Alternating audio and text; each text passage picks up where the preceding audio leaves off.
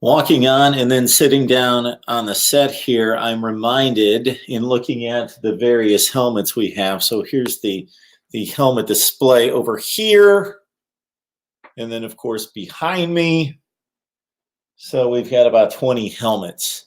It reminds me that we did run a helmet contest about a year ago. And my apologies, not that it cost you anything, but my apologies because we ran a helmet contest. So we've got, here's the roll call.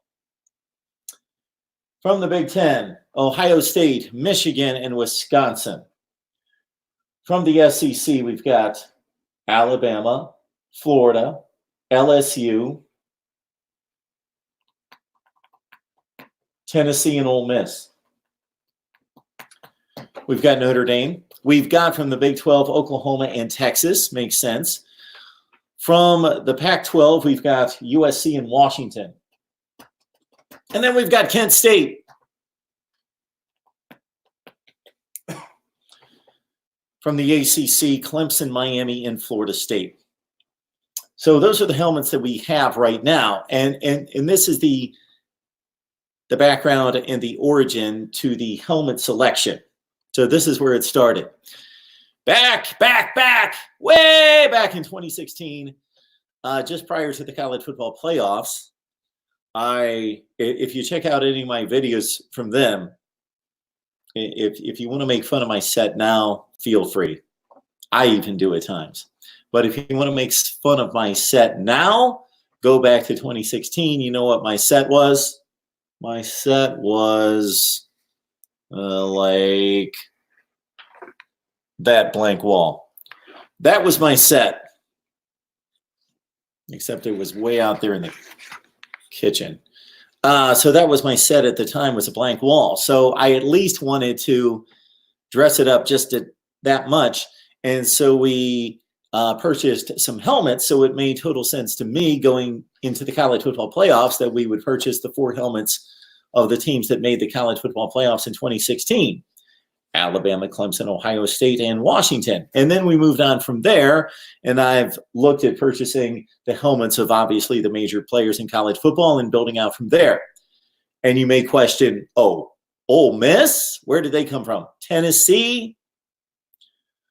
I picked those up for really cheap at work. They were at work, and I picked them up for cheap. The other selections have been based strictly on these are the best programs. Georgia fans, sorry, I haven't gone through a complete metric of selecting the teams that way. I just thought, okay, the next batch should be X, Y, and Z. And then, of course, Kent State, the Golden Flashes, that's the alma mater. All right. And then look at this baby. This is pretty sweet. Now, if I could get like 75 of those with the various teams, we would do that. And I will get to your comments, of course, in just a second. You know that. And the voice is slowly coming back. It's still not back. I thought I shook this cough completely, but it comes back every so often. So my apologies for the cough in the mic every 5 minutes. So that's, I didn't intend on talking about helmets for 5 minutes, but I was walking on and I looked at the helmets and thought, you know what? We ran a contest, and many of you may remember this, or maybe none of you will remember this, and that would be better, that we ran a contest about a year ago, and I said simply, let me know what helmets you want me to purchase next, and I give you a selection of, and I promised that I would purchase the two teams that got the most votes. And those two teams were, surprisingly, this is a shocker, Iowa, not necessarily a shocker, but Iowa and Tulsa, the Golden Hurricane. Somebody stuffed the ballot box for Tulsa. And so I have yet to fulfill my promise, and maybe I'll do that later today and purchase those two helmets, and maybe I'll get a slew of other ones.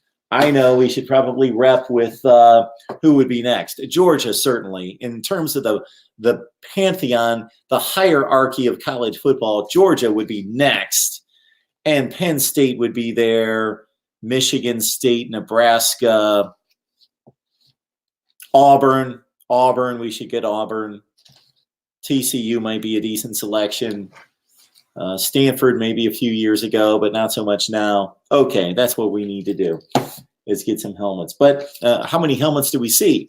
Typically, I've got a guest on. You can only see like 3 helmets here, and then it cuts down my shot to about that big. So it's really not a vital portion of the set, and it's my intent.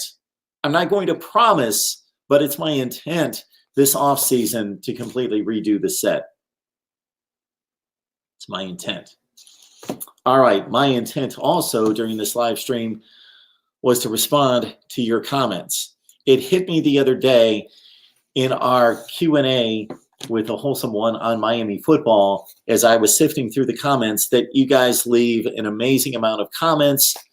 I don't have the vote total or the total of the comments from 2019 because YouTube has completely changed its analytics and what it displays. That used to be like 2 clicks and you could see, okay, I have 16,000 comments this month or whatever the figure is. And then you could change the parameters to look to see during what time frame you wanted to measure your subscribers added or views or comments. They've completely taken that away, and I don't know how to find how many comments I got for a particular period of time. But I know at one point early last year, I was at 16,000 comments. Then I was at 40-some thousand comments and way over 50,000 comments. I don't know how many comments, excuse me, that we got last year, but they continue to flood in. So I appreciate your patience and your understanding that I cannot comment to all of your comments. It's just not feasible.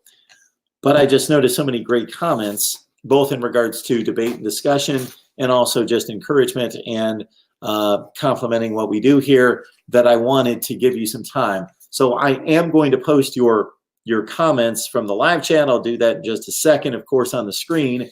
And we will talk some college football if you'd like.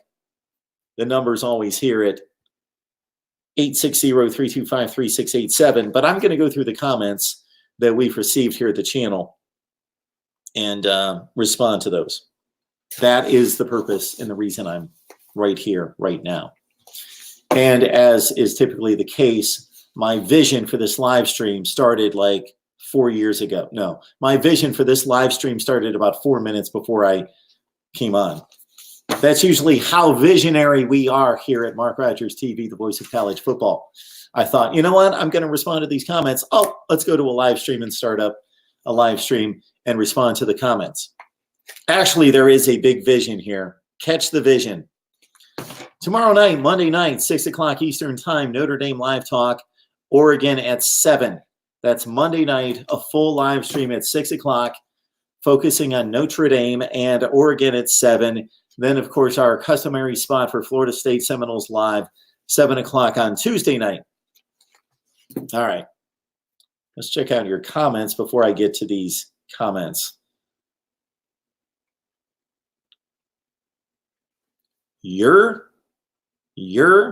Okay. Kyle, first. Well, Kyle, second. Good job, Kyle. You're always in the top 3 or 4. And many times first. Fromm's middle finger. I would love to know the reasoning behind the handle. Fromm's middle finger. Is this a big Jake Fromm fan who is basically saying F you to everyone else? Is that what's going on here? Stop criticizing me. Stop talking about Justin Fields. Is that what that is? Good morning, From's middle finger. Woo! I wouldn't have been able to do that. Woo! Even 2 days ago. We're getting there. We're coming back. Seth, yes. Good to see you, Seth. Go Noles. I know it's C-Raw. Where's the Georgia helmet? Georgia has definitely earned the right under Kirby Smart to be the next selection of helmet. Penn State, Auburn, right there. Mark, is that the... Whoa. Hey now. Not catching any of that. Navy Thomas, hope you got that Twitter shared to you over a Big Ten official hammered on a Bo Pelini. No chance for him to go to the Spartans. Well, Bo Pelini has accepted a job at LSU. Mick D, afternoon. Kyle, thanks for the reminder. Let's like the video. Even though there's probably not much to like at this point. You guys have faith in me. We'll get to some good stuff. And of course, jump in here. So I've got a couple questions for you that you guys can leave your responses in the live chat. And I will go back after we record here and I will count up the responses. So my first question is, who's the best coach in college football? Just a couple of years ago, the response would have been over the top in favor of Nick Saban. Rightfully so. I could have made an argument for many of those seasons between 2012 and let's say just the last 2 seasons that Urban Meyer would have deserved just as much of a case, even though he does not have the national championships. If you bring it down below the surface, which of course we do here at MarkRogersTV, the voice of college football, bring it below the surface and just don't talk the obvious, that you could have made a debate for years and years and years between Nick Saban and Urban Meyer for the best coach in college football, or certainly the most accomplished. Then, of course, Nick Saban would have been the easier choice because of the national championships. But right now, okay, Alabama suffered a devastating loss in the 2018 national championship game. They did not make the college football playoff this year. Clemson is 1 year removed from a national championship and just days removed from appearing in the national championship game again and appears to be the best program right now. And there's an argument. It's arguable, but the best program in college football. So is Dabo Swinney the best coach? Or is it somebody else? The best coach or the best program or the best team does not have to be necessarily producing the best coach. The best coach might be at Iowa State or at TCU. They just don't have the facilities and the brand name and the prestige and the money and the tradition and the recruiting footprint to compete for national championships. Maybe the best coach in college football just retired, Chris Peterson.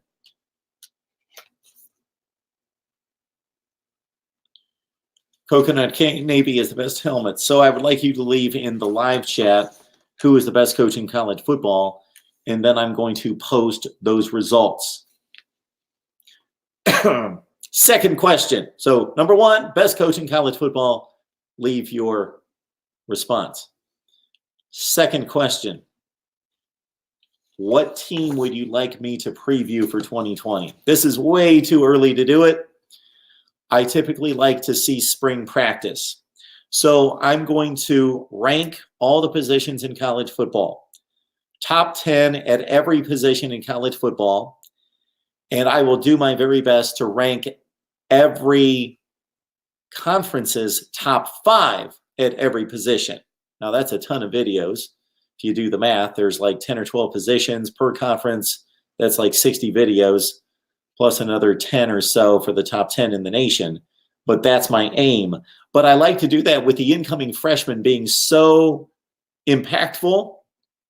I like to do that after spring practice. Well, it's practically May at that point, and so it really sizes down the time in which I'm able to knock out those rankings, but we're going to get to it.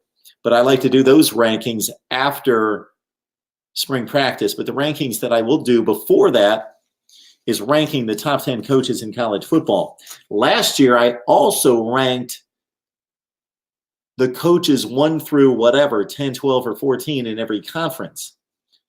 And again, I'm mighty proud of ranking Mac Brown at number 2 and gaining all sorts of criticism for that, number 2 in the ACC. So I'm going to go to the rankings, but also I will definitely deliver one team preview for 2020 that's going to be way too early at this point, but still will give us a snapshot. So if you want to vote on what team you want to see a team preview on, the winner of that little contest will get my attention this week in producing a team preview. Way too early. Here's a few other things I'm working on here you guys might get into because you are generally nerds and geeks like me when it comes to college football. Okay. You got my top 10 most intriguing teams. Most intriguing teams for various reasons in 2020. We'll get to that soon. You've got, oh boy, this is taking some time. Look at all this crap. All these pages and pages. What I've done here is I want to get a gauge on from 2010 through 19 for that decade, the most overrated and underrated teams in the nation according to the AP poll. Meaning what teams have been consistently overrated preseason in the AP poll and what teams have been underevaluated preseason. Let's take one team, for example. How about Texas? In 2010, Texas was preseason number 5, and they finished unranked. They, of course, were coming off a national championship game appearance and started the next season at number 5 and finished unranked. The next year in 2011, Texas was unranked preseason, unranked postseason. In 2012, they were number 15 preseason, number 19 postseason. The next season in 13, they were 15th ranked to start the season, unranked to end the season. All right, then we've got Texas unranked to start the season and unranked to end the season. A couple years ago, they were unranked to start the season, and they finished at, if I could read my own writing, that would be after they went 10-3 or 10-4 and played in the Sugar Bowl and beat Georgia. So they were like number 9. And then this season, okay, Texas is not a great example. Anyway, we're going to get through this together. So let's see here. Okay. All right. So I've got a lot of work to do there. The other thing that I thought was going to be fairly interesting would be to take every college football team and start with the big boys, of course, and look at what their ranking has been and their record over the past 4 years versus their recruiting ranking, and to see what teams have been the most developmental in taking the talent they have and producing good teams compared to the talent level on the roster versus who has underachieved. And we can pretty much guess those teams. The underachievers, Miami, Florida State, Texas, USC. The overachievers, Wisconsin, Iowa State, TCU. All right, that's what I'm working on. So again, best coach in college football, leave your comment in the comment section in the live chat. And also, what team do you want to see me preview? And again, I forgot about this gem. 10 most intriguing teams of 2020. We got 2 teams from the Big Ten. We've got 2 teams from the SC, 3 teams from the SEC. Yeah, okay. Michigan State, best helmet.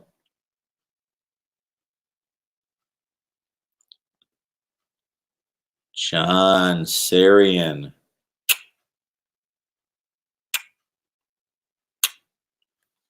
That's a great idea right there.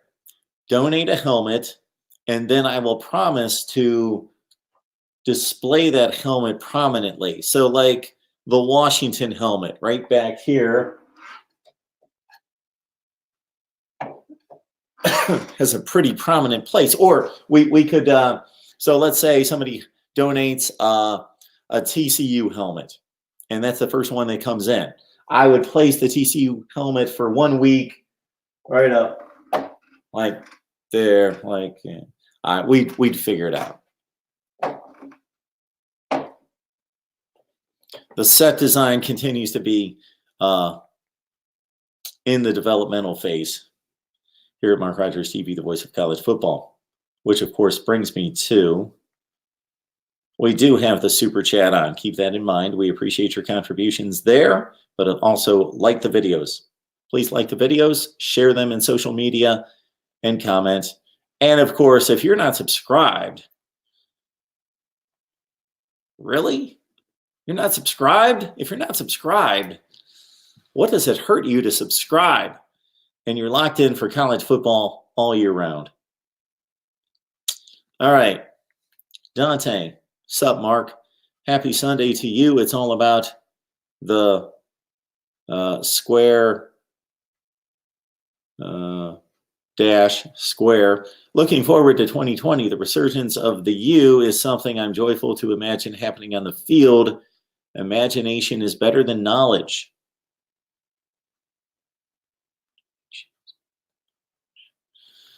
Let me think that one over. Oh, we got George on the line. I'd love to stay, but I'm pressure washing a house. That's probably a better use of your time, George. Maybe you're, hopefully it is your house, or maybe a friend's house or family member's house, or you're being paid, not just randomly power washing houses down the street. Yes, do that, George. Take that cigarette break and make sure you hit the like button. J Jobs, always good to see you. And J Jobs' standard comment in entering the chat is that. Thank you so much.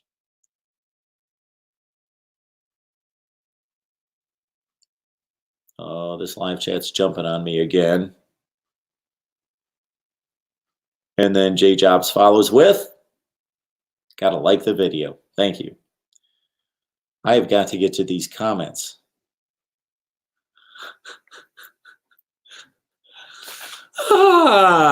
Yeah.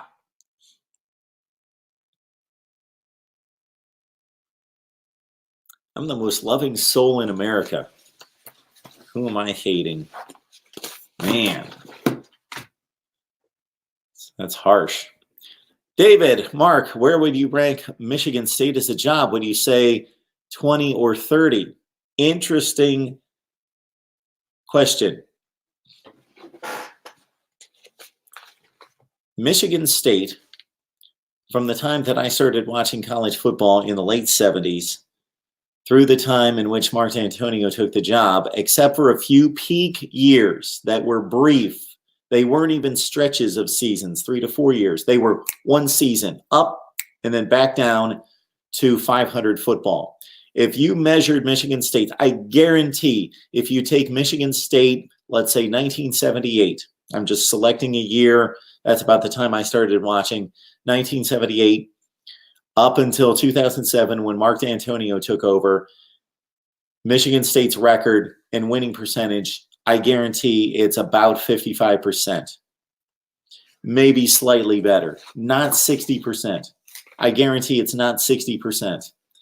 Mark D'Antonio lifted this program, and I know that his run did not finish gloriously, but to win 3 Big Ten championships, to win a Cotton Bowl, to win a Rose Bowl, to finish in the top 5 in the nation 3 times, to finish in the top 10 basically from 2010 through 15 for 6 consecutive years. There was one down season and 7 and 6 in there.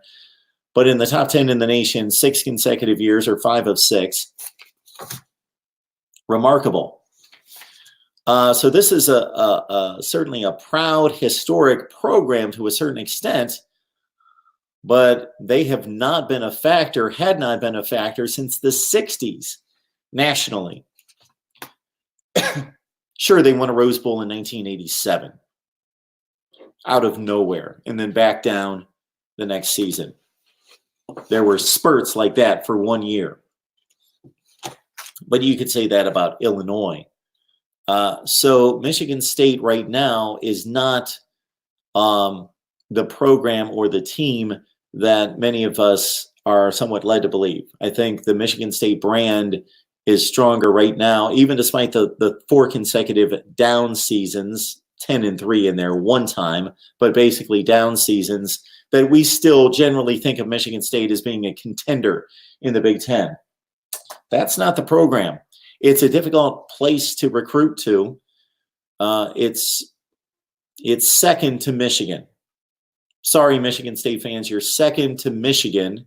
I know you can make a debate that you have not been, and it's a solid debate on the field, but Michigan, again, is taking over, and more so, you're declining. You're in decline. And it's not a great recruiting state to begin with for high school talent. So Michigan State typically does not get the type of recruits that they need to compete with Penn State and certainly Michigan and Ohio State. So winning 8 games at Michigan State is going to be a good job there, is going to be an accomplishment. So yes, you placing it in the 20 to 30 range, I think is pretty accurate. And I hate to say this for Sparty going forward, it might be a little kind.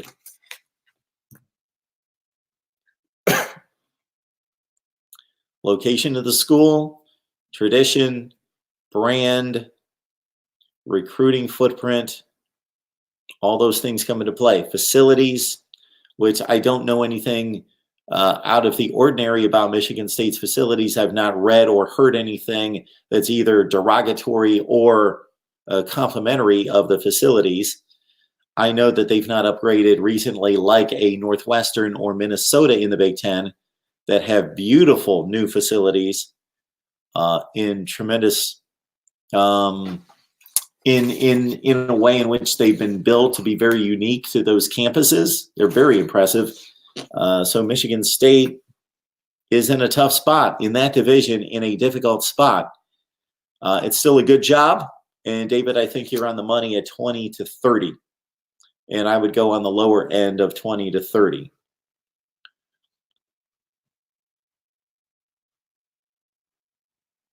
I don't know how many people asked me yesterday, did you catch the XFL?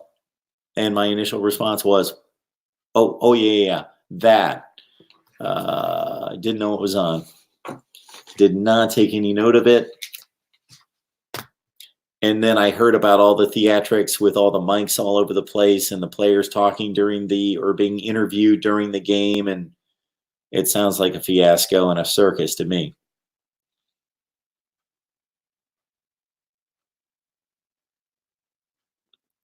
J Jobs, my voice may not take it, but to honor you and to fulfill the time-tried tradition here. And again, the mic, the placement of the mic, it used to just be wherever I had the mic over here. So I'm right-handed, big wind up. It worked. Now I got a problem here, but we'll still.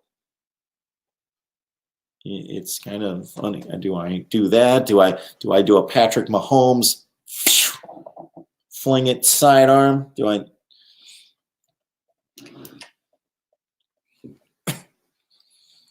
So Fromm's middle finger, I first saw you just a few weeks ago and should have gone through this exercise then, because it's very important that we do this.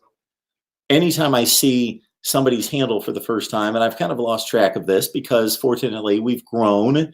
And so instead of seeing 1 or 2 random new timers, new people to the channel, I see 37 at once, and I can't welcome everyone. Or some people may actually click off because they get sick of me doing this. Fromm's middle finger.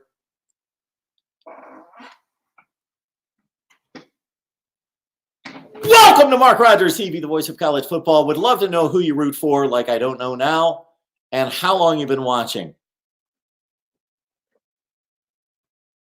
There it is, J Jobs. There it is.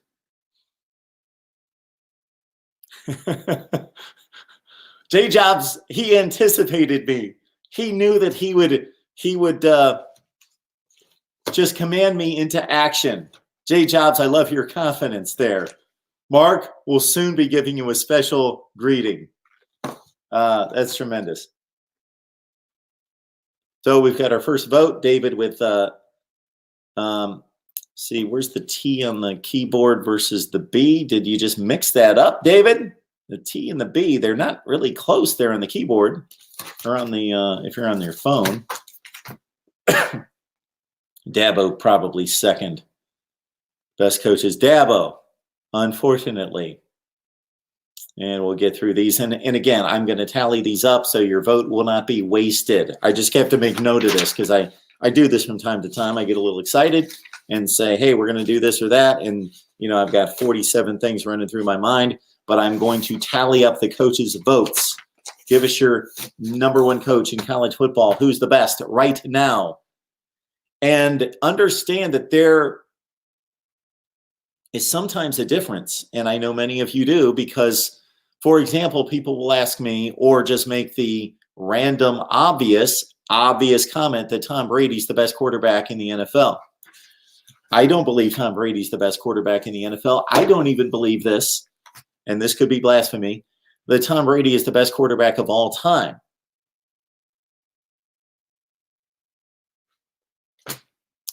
Tom Brady is the most accomplished quarterback of all time. That really can't be debated. 6 Super Bowl championships, 3 more appearances, 9 Super Bowls, ranks in the top 5 or so all time in all the major statistical categories. He is the most accomplished quarterback of all time, but is he the best? It's debatable. And right now, I don't believe him to be the best. David. And so I'll say the same thing about the coaches. Again, the best coach in America may not be producing the best records because he doesn't have the brand and the facilities and the money and all the things working for him. This is unbelievable, David.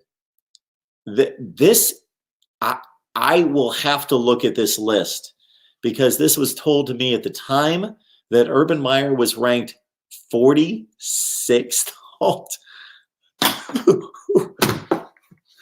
What is going on? Who was in charge of that ranking? What was that poll taken in the state of Michigan exclusively? It's just unfathomable. I saw him left out of a top 10 somewhere else. And I saw that before I saw that ranking. And I thought, I was like, okay, did I miss him somewhere? Is he 9th or? And I was like, and I understand we all have our biases, and I will be the first one to admit, even though, as you guys know, my true aim is to be completely neutral and down the middle, and I do my very best, especially when I'm ranking and I'm evaluating and doing all those things.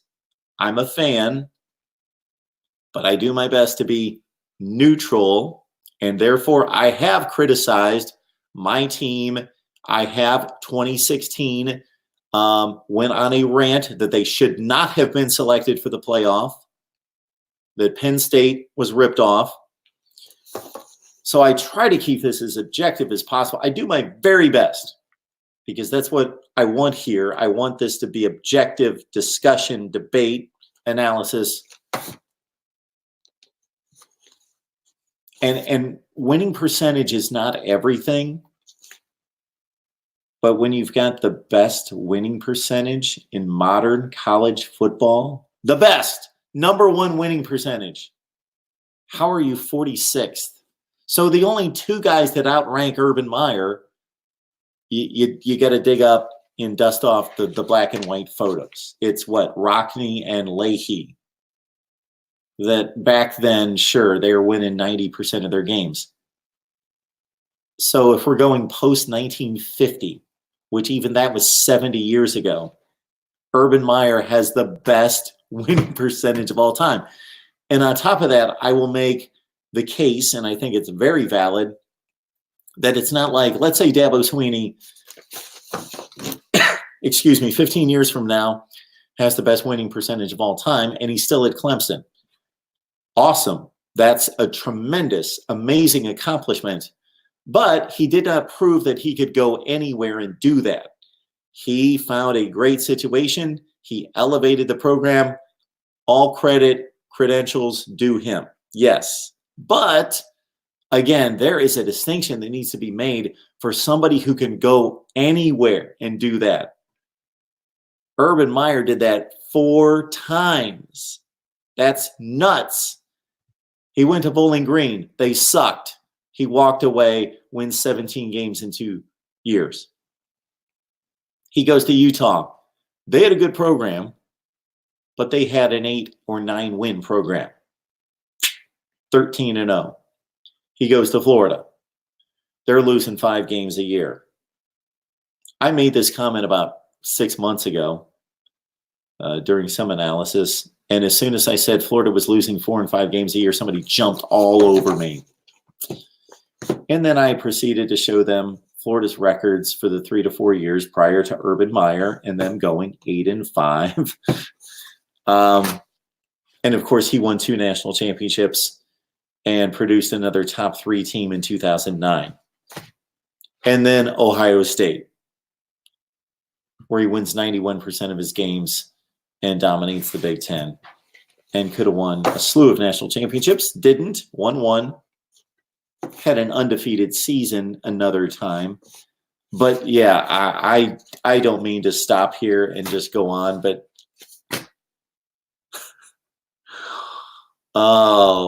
sometimes I jump on Twitter, and I'm not a big Twitter guy. I just basically post our content. And I know I would probably, as Cam Underwood reminded me this week, I would probably build a Twitter following and audience if I was on there giving my opinion all the time. But I just don't feel like it. Don't have the time. Don't make the time. But yeah, there are many times that I hear comments made by analysts, or I see things like this, and I just want to go off. And see just careless and incompetent analysis from time to time. We've got to vote for Coconut Kane and David Cutcliffe from Duke. Luke Walker with an interesting selection in Mac Brown.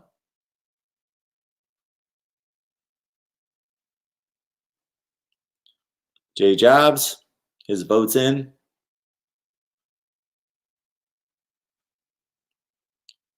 All right, what do we have here? Best coached, get consistent, best results. Did Urban make it and do well in playoffs or championships? Yes. Sure. In 2003, his Utah team went undefeated. So that's all he can do. It's the same issue we have now with UCF. And we'll have with other teams in the group of 5. That's the best he could do. So mark him down for something there. I don't know what. No, nobody was campaigning in 2003 that Utah should be, was it 3 or 4? 3 or 5. Yeah, no, it was 2003, I believe. Maybe 4. That Utah should be the national champion. But again, and they, hear me out, they were not the best team in college football based on my analysis, and didn't play the schedule. But again, they won all the games. And so we need to do something about that. That's a problem. But anyway, he won all of his games. So could somebody declare a national championship? Okay. 06 won a national championship. 08 won a national championship. Keep in mind, his bowl record is like 14-3, which includes playoff appearances and BCS championship games. 2012, his team goes undefeated. Again, he's in a position to where he's handed an NCAA violations issue, And so he can't compete for a championship, but his team goes 12-0. Then they win the national championship in 2014. They get back in 16 into the playoff. They get annihilated. So that's the one disappointing down performance. In 2017 and 18, they could have been selected. They had a resume that was good enough to be selected. All right. C-Raw, still Nick Saban. C-Raw wants to see a Georgia preview. Okay. J-Jobs, preview the SEC. Okay.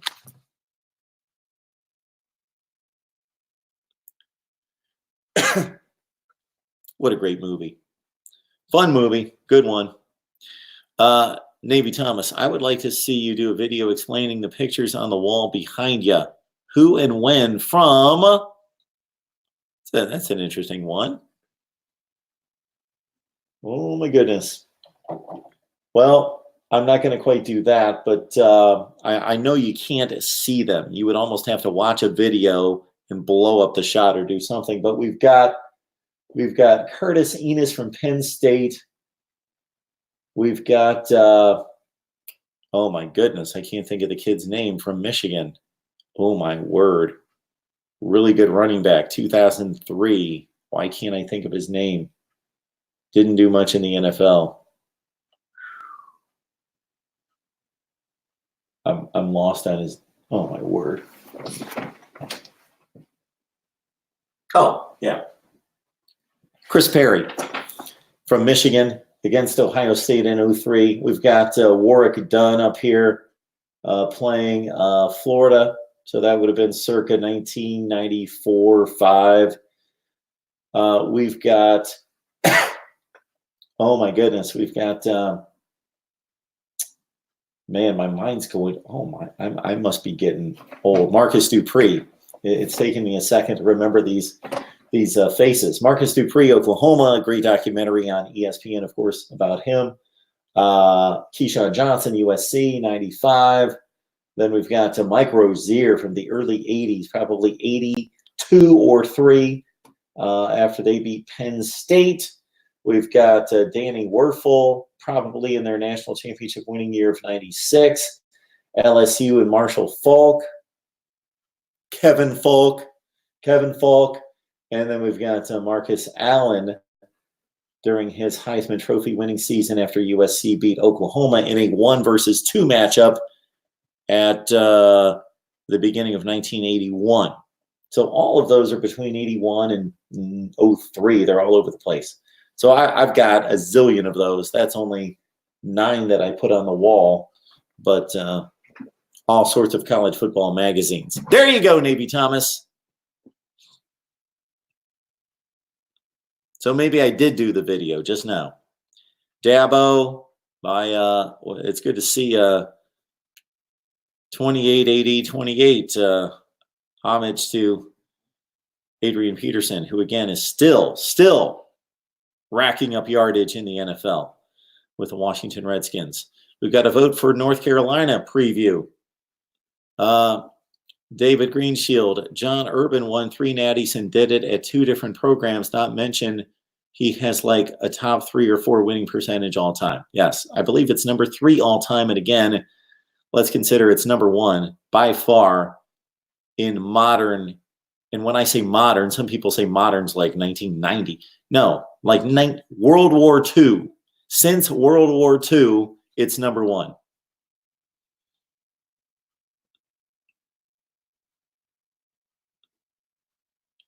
Best coach, Dabo. The others mentioned are at traditional powerhouses with perennial top 3 recruiting classes. Clemson has become the top program while averaging around 12th in recruiting. Most overrated, Oklahoma. Coconut Cane, let's see what we've got here. Oklahoma, something got out of whack with my Texas ranking, so disregard what I said earlier about Texas. I'm going to have to go through that again. Here is Oklahoma's performance post season versus preseason, meaning what was the preseason ranking versus what were the actual results on the field. Oklahoma in 2010, preseason number 7, finished number 6. 2011, preseason number 1, finished number 16. Oklahoma 2012, number 4, postseason number 15. Oklahoma 2014, wait a minute, 10, 11, 12, 13. 2013, preseason number 16, postseason number 6. 2014, preseason number 4, postseason not ranked. 2015, preseason number 19, postseason number 5. And then 2016, preseason number 3, postseason number 5. Sorry, I didn't continue my, I'm still doing my research. So 2017, 18, 19, we don't know. Preseason, we don't know. Of course, in postseason play, they've made the playoffs all 3 seasons, 2017, 18, 19. So the overrated comment, don't really see it. Based on the rankings.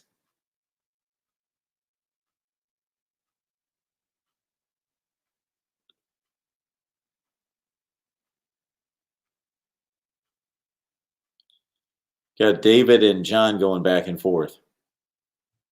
Prince, 6'1", shocker, Dabo. You know what? To be kind and to be accurate, Prince, think he's the guy. So maybe that's a spoiler alert for my college football coaches rankings.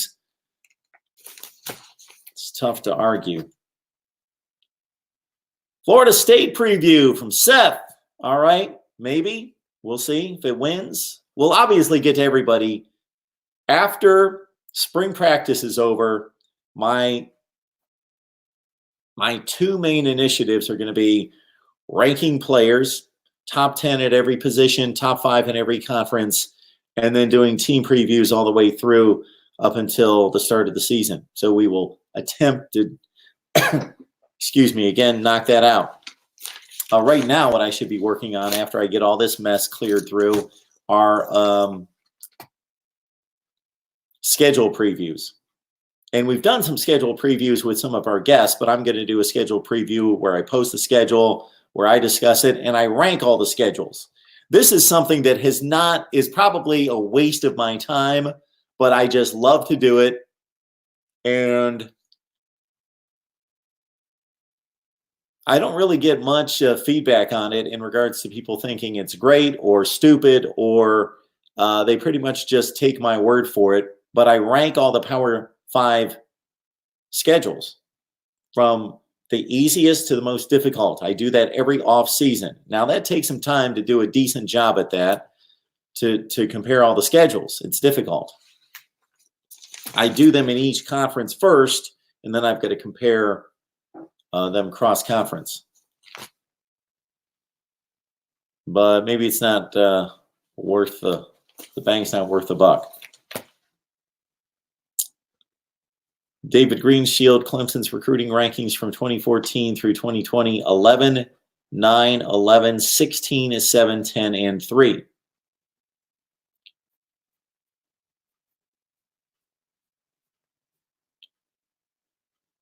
John, yes, you do see that Knoll helmet.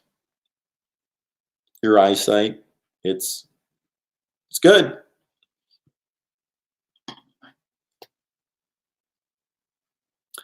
John, Georgia underachieving in big games. So what Georgia's accomplished in 2017, 18, and 19, they did go to the national championship game in 2017. Let's not forget, because the last 2 seasons, the conclusion of the last 2 years have been a disappointment, that Georgia was not supposed to make a national championship game with a freshman quarterback. In 2017, a freshman quarterback who took over for a returning starter, of course, after Jacob Eason got hurt. So that was a tremendous accomplishment for Georgia football in 2017 to come that close to a national championship. Now, the last 2 years, if we strictly went by rankings, they haven't underachieved much, John. But I certainly understand your point. It's valid. But they've been preseason top 3 or 4, and they've finished top 3 or 4. Now, after they lost the Sugar Bowl 2 years ago, they might have finished like number 7. But generally, it's not like they've been preseason top 3 or 4 and they finished 20th or unranked. So from that standpoint, not technically have they underachieved, but I get the point. The point makes sense. They have not been a serious national championship contender the last 2 years.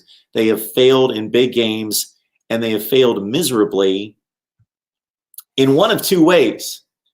Against Alabama in the 2018 SEC championship game, they had created for themselves the perfect opportunity to advance to the playoff, and they blew a 2-touchdown lead in the 4th quarter. So it's been partially blowing games to Alabama, the 17 national championship game and the 18 SEC championship game, in just excruciating fashion. Recently, it's been looking bad and getting blown out by LSU last year, by LSU the previous year,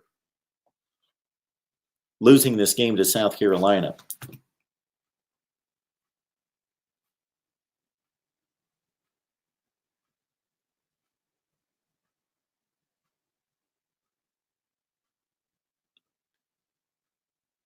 John, it's a bit of a point that you're making there, but again, the outlets aren't that different. LSU might be 5 in one ranking and 7 in the other and 4 in the other, but they're generally in sync. Generally. Yes, David, my question would be the best coach right now. Best coach right now, not all time. I was just making a point about Urban Meyer, whatever it was, that basically 5 years ago, it was Saban and Meyer, depending on your evaluation, or it was Saban and Meyer. And then you pretty much, there was no debate. We couldn't get on here and debate the best coaches, or certainly the most accomplished coaches. It was those 2, and there was nobody close. Now, Meyer's gone, Saban's still the goal, he's still right. Or let's not go crazy because they lost 2 games this year that suddenly Alabama's an afterthought. He's still, but there's a debate. Dante, the best coach in college football right now is Dabo Swinney. On the level as well due to the relativity of programs. On the level as well. That I get. I don't get the remainder of the sentence based on the relativity of the programs. Anyway, Ryan Day, Lincoln Riley, Paul Christ, Nick Saban, Chris Kleiman. Wow. Kirk Ferentz, PJ Fleck. He's rising. That's for sure. Doing the least with the most, Georgia, Michigan. Again, I won't go through these because I haven't completed it through 2019. John, after you rank and justify most underperforming teams, you should follow up with the 2020 predictions for the ones to recover. So what I posted the other day are the 5 most disappointing teams of 2019 and the 5 most surprising teams of 2019. The biggest disappointments and the biggest surprises, but also with a look toward 2020 and whether those disappointing teams from last season will rebound or whether the surprise teams from 2019 will continue the ascension or maintain it in LSU's case. Saban's track record is still really good, and he is 2-2 against Dabo. Not to mention he does play in a better conference. Is Florida more in a bracket with Georgia, Clemson, Ohio State, and Alabama, or more in a bracket with Penn State, Michigan, Oregon, Oklahoma. Category number 2, Draco, until we see more evidence of beating good teams, quality teams. The distinction I'll make about Florida football this past season versus what they accomplished and showed us in 2018, they eliminated the bad losses. There was a loss to Missouri by 2 scores in 2018. They also, in going 10-3, they lost to, of course, Georgia. Oh, shoot, who'd they lose to in 20? Oh, they lost the game to Kentucky, who was a good team, finished in the top 10. But this season, they didn't have those losses. Sure, they lost to Georgia by 1 score again. So they went from losing by 19 points to Georgia to losing by just a touchdown. They eliminated the bad loss to Missouri. They eliminated a loss to Kentucky. And the only other loss was to LSU in a game that they led in the 3rd quarter in Death Valley. So Florida, Draco, to your point, it's a good point that that's reasonable that you could say, where should they be? Because, but I don't, they're not on Clemson and Ohio State and Alabama's. Now Georgia, yeah, they're there, but they have not beaten Georgia yet. So they're clearly in the Penn State, Michigan, Oregon, Oklahoma class. And that's a good distinction you make there, Draco. I like your 2 levels. But Florida certainly in the 2nd of those 2 compilations. I don't think there's any question about that, but there's hope that they're pushing the top tier. Dante, do you think Luke Fickell will make the mistake of leaving Cincinnati for Michigan State? And that could well be trying to think what term I'm trying to come up with.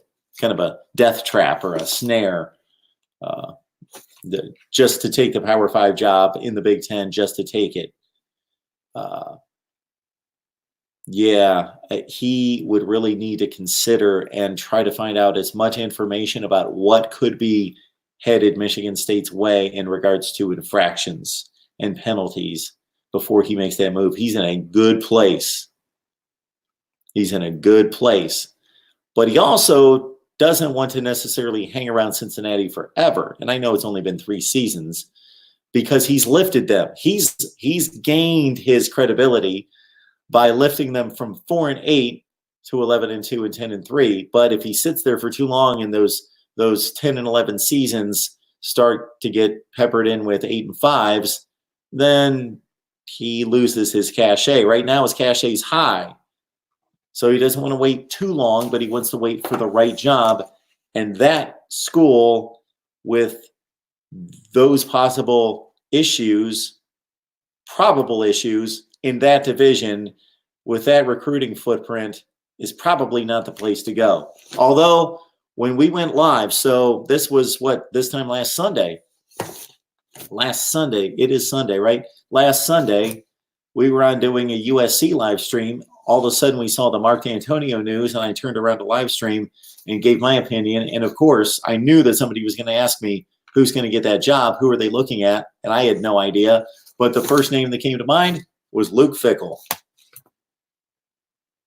And that would be a great selection for Michigan State, not necessarily a great selection for Luke Fickell.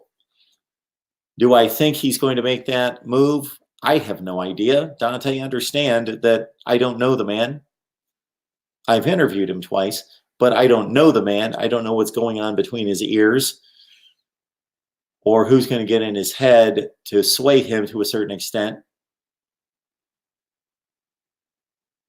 But so he might take it. I don't think the pay difference, now certainly to any one of us, making an extra $1 million a year is pretty substantial.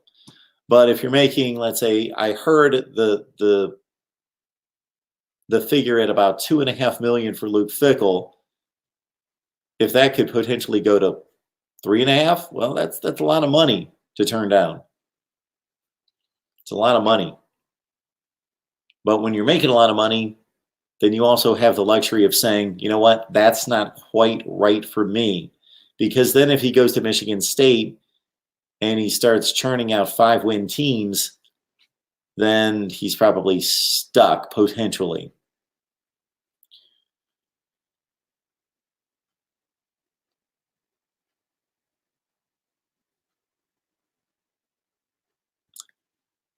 Prompts middle finger and the previous Alan B. I am so glad that you appreciated the intro, and the intro probably should not have been to base it strictly on the rules of the intro or the welcome. It's more of a welcome than an intro, but the welcome. Yeah, I probably stepped out. I did definitely step outside the guidelines of my welcome guidelines were violated here, but that's my fault. I was forgetting that you switched handles, and that I was welcoming an old timer. I'm deeply disappointed by that in myself. Timmy says Saban is still the GOAT. We've got Mike on the line. What's up, Mark Rogers TV, the voice of college football? Appreciate everything you do for college football world. Go Noles. Mike, we appreciate the encouragement. I was harping on this the other day. Yes, we need viewers, subscribers. We need a lot of likes. We need money to get this thing rolling and make it what it should be and what it will be. But never underestimate an encouraging comment. It fuels me. Yes, Casey Cruz, I'm right there with you. Although he did not have the best season this season, Aaron Rodgers, I have thought to be the best quarterback in the NFL for quite some time.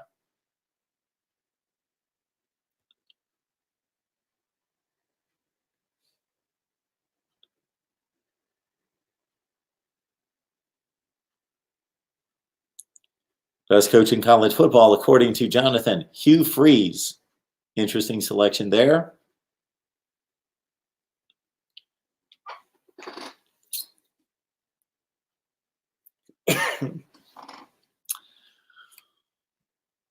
To Maya Gordon, as Jay Jobs reminded me just a few minutes ago, this is in order for you.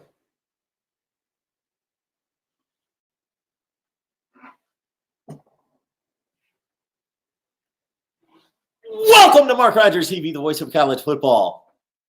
I know who you root for, so I don't have to ask there. I think I do, unless you're just out of your mind. But I appreciate you jumping on here, and would love to know how long you've been watching. But to Maya, I know that 6-7 and not scoring a point against Louisiana Tech has been removed from your psyche, and that's over and that's done, and you're feeling optimistic with your recruiting class and the transfer portal additions, which of course includes De'Ara King, Quincy Roche. And it's a schedule, you know, Tamaya. I got to say it's, and I hope I'm pronouncing your name correctly, it's a schedule that could produce 11-1, 12-0. Wow. But man, I took a beating last year when I said Miami was going to go 8-4. 8-4, find the 4 losses. Well, they found them. They tacked on 3, 2 in the regular season. Worst case. Tamaya now. Come on. Let's understand the true definition of worst case scenario. Like, what's the worst case scenario for my YouTube channel? Well, they shut me down tomorrow. You know, worst case scenario of me sitting in this living room right now is that, you know, the roof caves in and falls on my head. Even if we don't go to that extent, you want a worst case scenario? See this window right here? It goes out to my deck here. I had guests coming one time. This was about 7 or 8, 9 years ago, something in that range. I had guests coming over, and I had worked all night, and so I wanted to take a nap. Well, I just was sleeping early morning. And so I'm upstairs sleeping, but I'm just anticipating that whenever they come, pull in and knock on the door, boom, that's going to wake me up.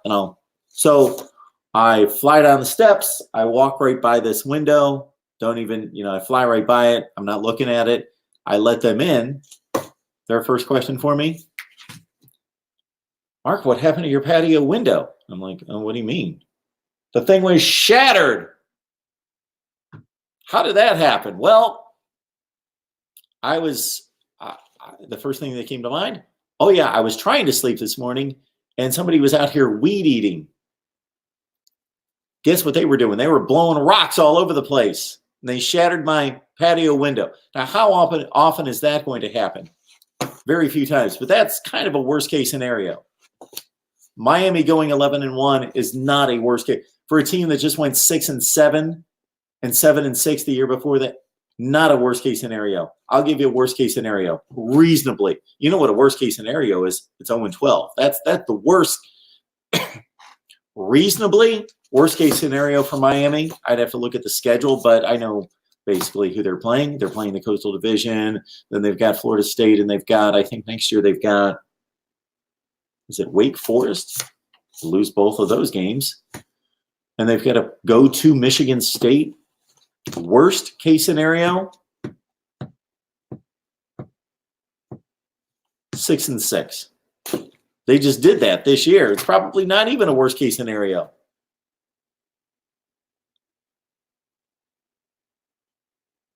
Yeah, this is crazy. It's just, if it was 26, they would be crazy. Yeah. Yeah.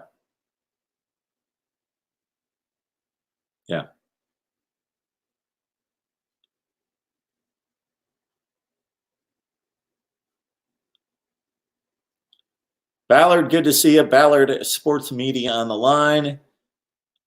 Hugh Freeze. Chris, I love the greeting. No D. It's not Aaron Rodgers. No D. All the other famous Rodgers have no D. Roy Rogers, Kenny Rogers. Buck Rogers, I don't know about. I don't remember.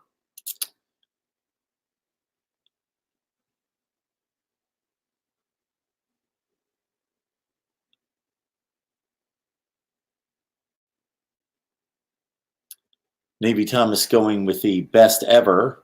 We are not asking for the best ever, but Tom, certainly we enjoy your comments. Tom Osborne, the best ever. That's a decent argument. You can make that argument for Osborne. Jonathan likes Tom Osborne as the greatest coach of all time. Seth with Bobby Bowden.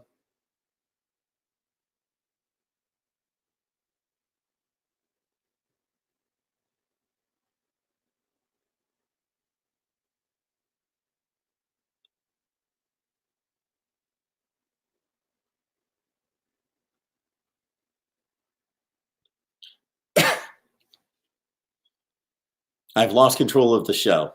Navy Thomas has taken over, and he has changed my poll question from best coach in college football currently to greatest of all time. We've got Tom Osborne and Bobby Bowden and Barry Switzer.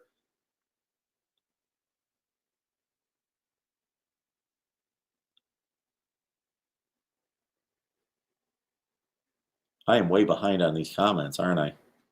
I'm seeing the comments about the pictures back here.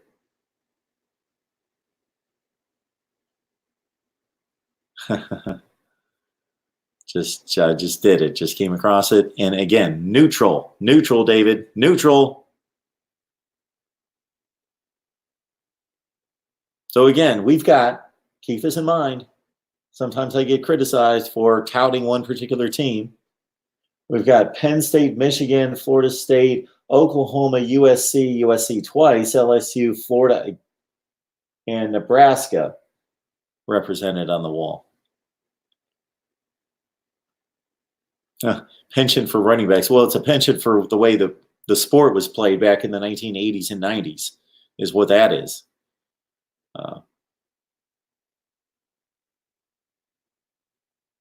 Navy Thomas, of course. All right, McD chimes in. Mark, Ohio State and Maryland fans should brag about the only two teams to be able to recruit 5 stars in the Big Ten. Yes, Maryland got its 5-star. Can't remember the kid's name. Wide receiver. The lowest ranked recruiting class that did, in fact, include a 5-star. Ballard Sports Media. Hey, Mark, which first-year college coach will most likely exceed expectations in 2020, in your opinion? Oh, boy. Let me save this one for another time. What do we got? Norvell. Who else do we have out there? My mind's going blank. We've got Lake at Washington. We've got Washington. We've got Florida State. Michigan State. We don't know who their coach is going to be yet.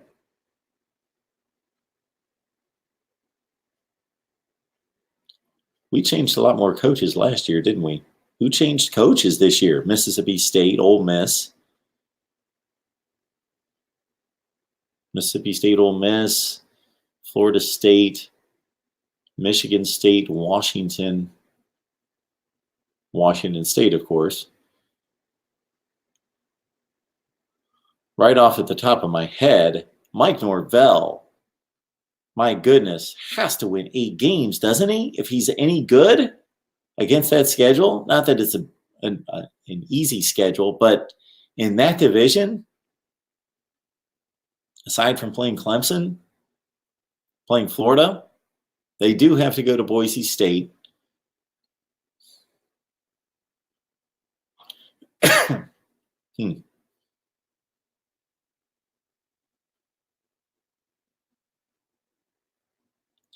Well, out of the second-year head coaches, we had a slew of first-year head coaches this year.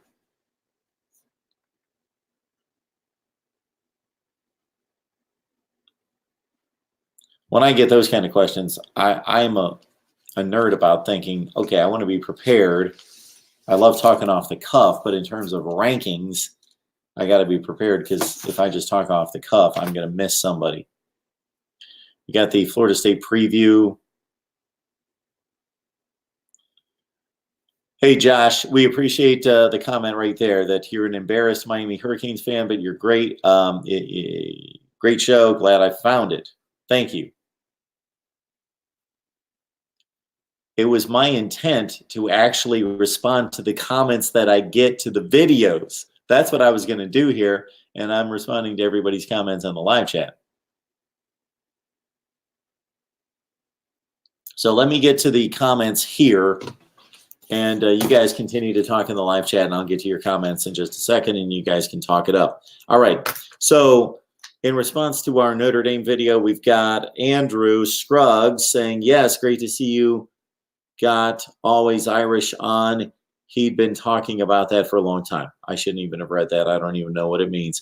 Okay, we've got a Nebraska fan that is called a Nebraska fan that has left me an analysis of Nebraska football that goes on endlessly, but his basic point is that he loves the channel. I love your channel.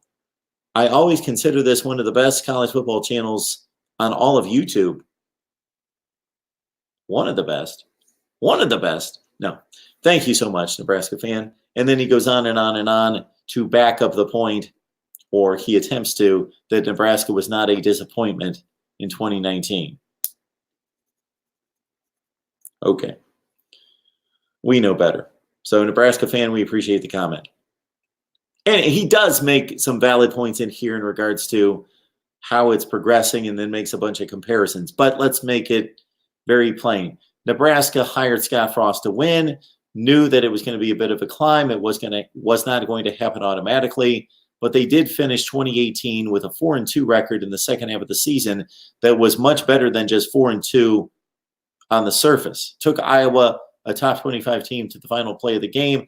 Played Ohio State, a top 5 team in the nation, to a final score, a 1-score game in Columbus. They were playing great the final 6 games of 2018. They've got Adrian Martinez coming back, a slew of playmakers, all sorts of speed and skill set on offense. They got Scott Frost with his second team, meaning you've got the format, the terminology, the program in place for a full year. The culture's turned over at this point to a certain extent. And they go out there and they get obliterated by Minnesota. And they lose a 17-point lead at Colorado. And they can't beat anybody on the road. They didn't beat a team that even finished 500, let alone a winning team. And they go 5-7. Disappointment. Make no mistake about it.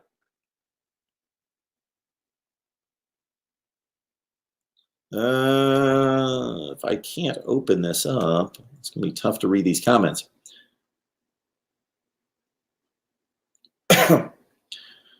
We've got Da Mailman responding to my 5 most disappointing teams, saying, seems like Stanford has been on a slow decline since Shaw took over.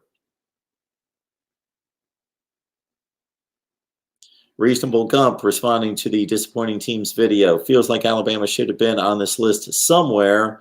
Returning with the best wide receiver core and what people, not me, seem to think was a top 3 quarterback in the nation to finish 10-2 without beating a single ranked team. That's sad. Well, Alabama lost to LSU and put up the most fight against LSU than anybody on the schedule.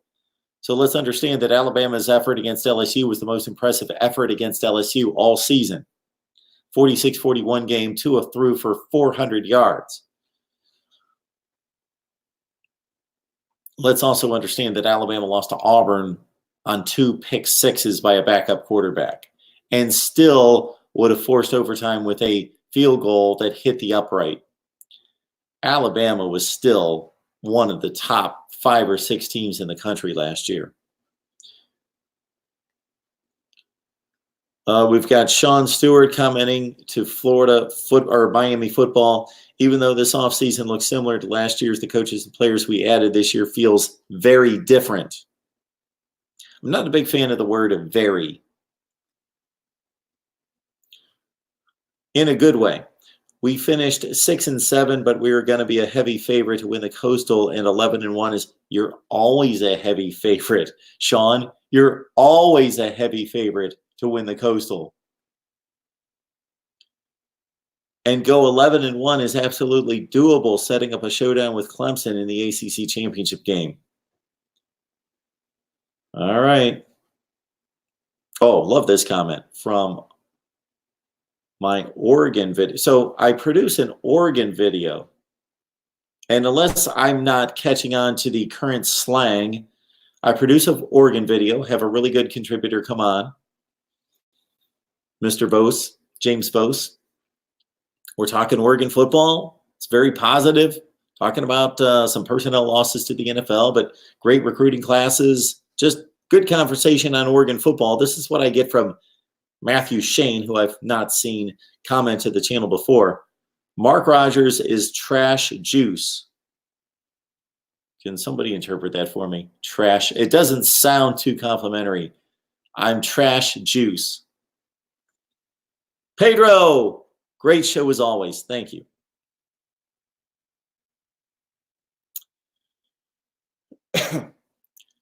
Not you, Stexer, responding to the most disappointing team, says number 1, Florida State, more raw talent than anyone they played. Number 2, Texas, more raw talent than anyone they played except LSU. And number 3, USC, more raw talent than anyone they played. Honorable mention to Tennessee, a good team that started out losing to Georgia State and BYU. No excuse for the slow start. Kula Kelly, responding to the most disappointing teams video, says FSU. 1, 2, 3, 4, 5. All FSU. We've got Walter Payton responding to our Miami live stream. Black football players that play for the Gators don't know their history. Orange and blue was the first rebel flag color. I got to admit there, I don't know exactly what you're talking about, so I would need a bit of a history lesson there. I don't pretend to know everything about the history of college football, certainly when we come to some of these narratives. Talking Oregon football, Michael Simmons responds, a run to another Rose Bowl. STFU, that's all we good for, huh?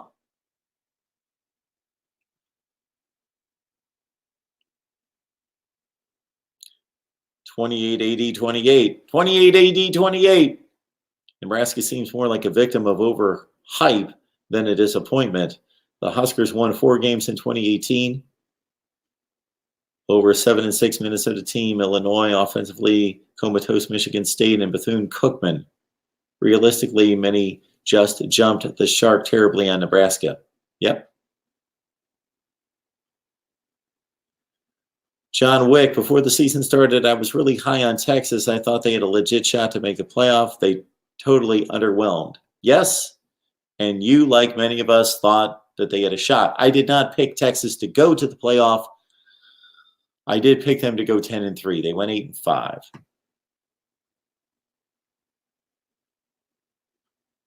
Roger Shaw, Wholesome and Cam are always great guests. I agree, and I am so thankful and grateful and enjoy their contribution, and it's always appreciated. Dale Sherm responding to our 5 most disappointing teams. How could Michigan not be on that list? They were projected to win the Big Ten, and yet they finished 3rd in the Big Ten East and 5th overall. Your contributor, Steve Dace, as Ricky Ricardo says, has a lot of splaining to do. I get the point. They didn't make the list, though. Most disappointing, according to Brett Varner, Miami should be number 1, Nebraska 2. I had it. Nebraska 1, Miami 2. Clemson alum 98 does not think that Florida State simply should be on the most disappointing teams list for them, and don't think any national pundits or polls did either. It would be disappointment in name only. I do think they start to improve. I'd put Michigan State as 5, who was a preseason top 20 team, higher in some polls and was a train wreck.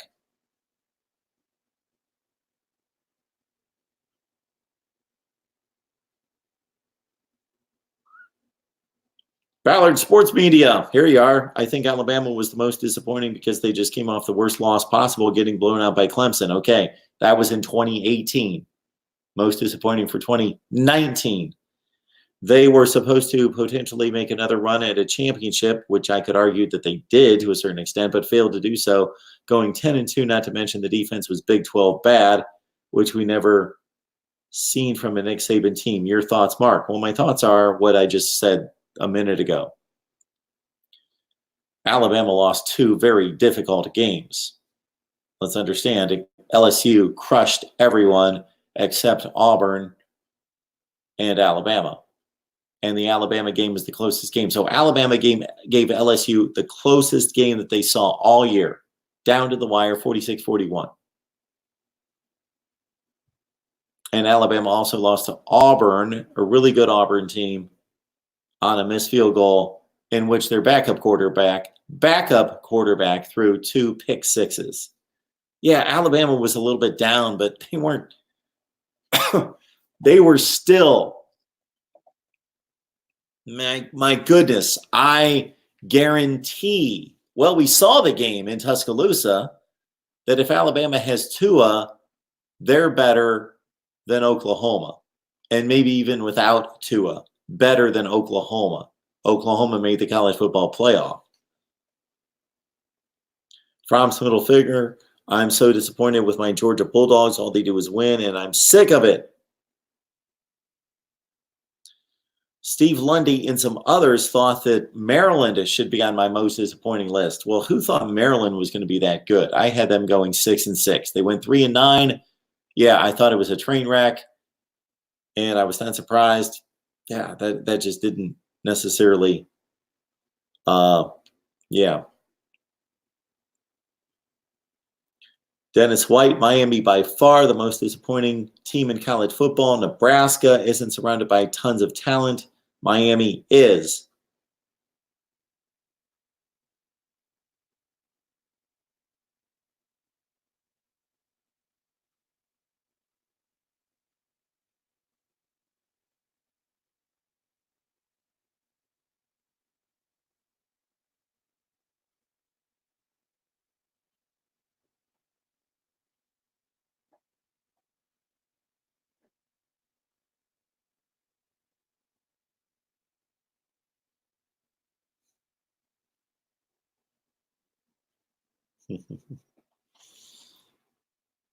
AZN Boy Coyce responding to our latest Michigan video with Steve Dace. Wow, after Steve got on the air, Mark could have walked to the fridge and got a cold drink, then go take a leak, check his mail, get back in time to get it in his opinions on air. Well, we get Steve on here, we let him loose and cut him loose and let him go, and he loves to talk. And it's great stuff.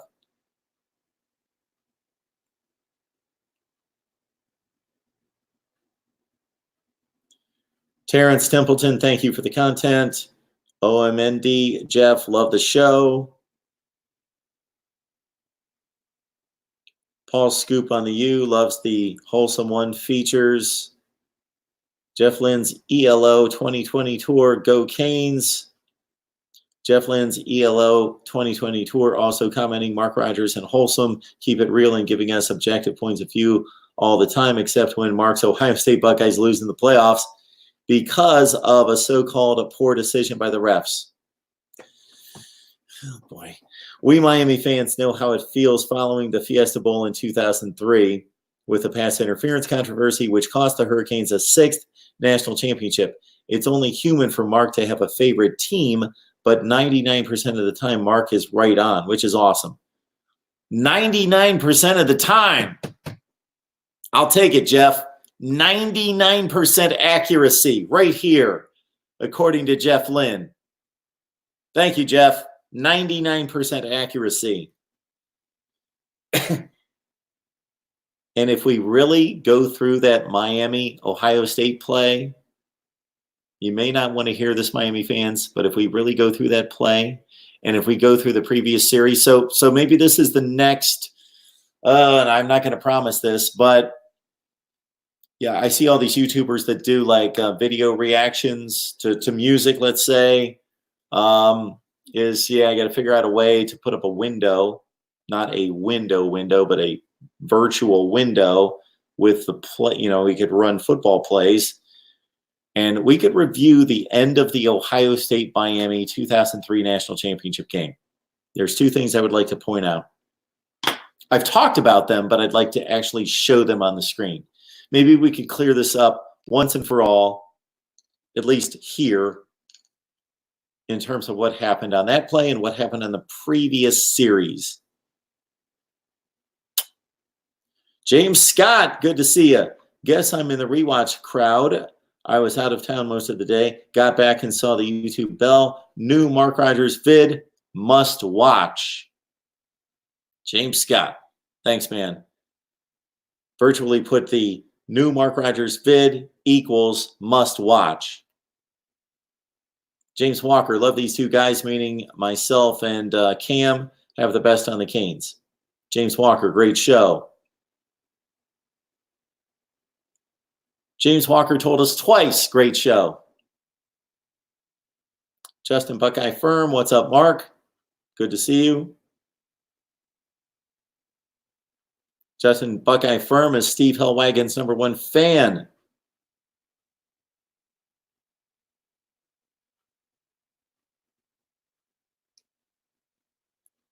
Lon Phillips is looking for an LSU 2021 defensive preview.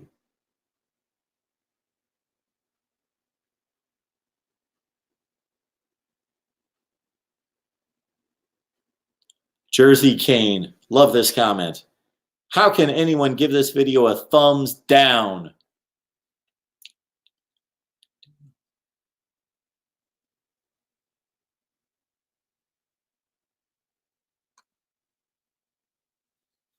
I got to say, I get on here and then the comments aren't quite as interesting as they were the first time I read them through. But keep making the comments, folks. Keep making them.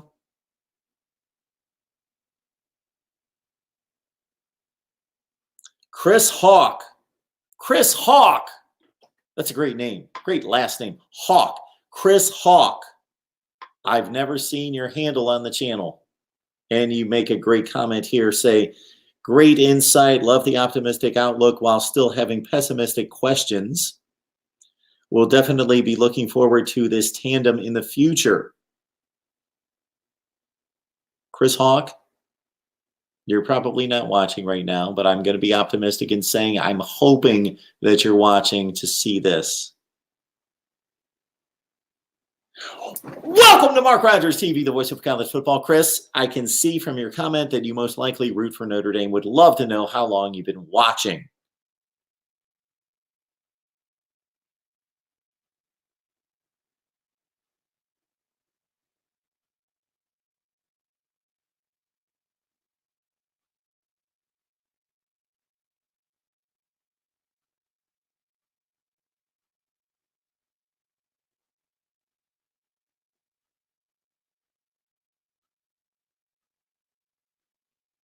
Okay, don't see anything else here in particular. William Merriweather, great stuff as always, gentlemen. Thank you for the comment.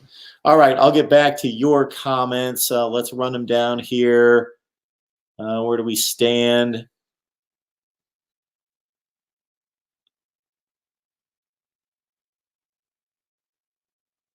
And now I have committed myself to, as soon as I get off here, tallying up, again, if you're just joining us, best coach right now in college football. Leave your comment in the comments section, either below or in the live chat. Number one, best coach right now. Number two, what team do you want me to preview first? Again, I explained that I typically do my team previews for the season after spring practice because of the freshman impact is so enormous that I can't get a read on what freshmen potentially will play a factor for different teams until I get a read on spring practice. So I wait until after spring practice to do my team previews for 2020 or whatever season. But we'll do an early, at least one, maybe more. We'll see how they do. But what team would you vote for me to do a preview on first? And I'll do it this week.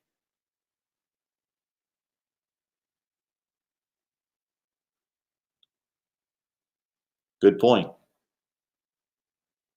Okay. Yeah, he takes that job. He takes the Michigan job. If he doesn't, kudos to him. He is one of the most loyal Buckeyes ever. But it's the Michigan job. It's a top 10 job in the nation. Man, I thought the coughs were all out of me by now, but it's still a top 10 job in the nation.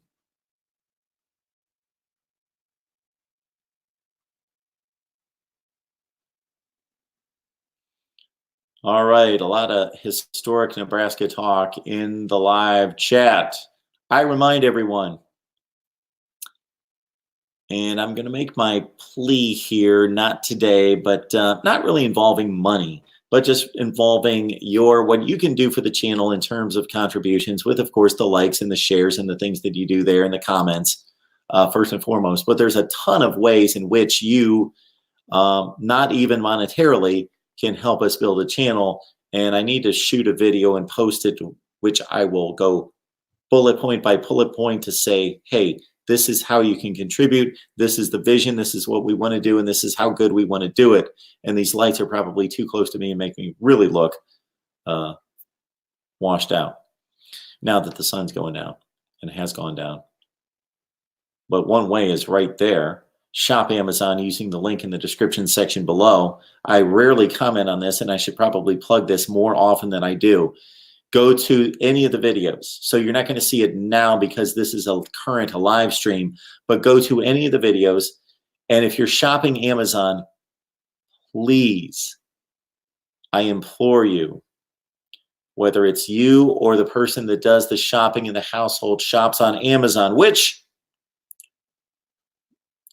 I read this somewhere that this Amazon thing is catching on, that there might be a couple dozen of you out there that are kind of into this Amazon shopping business.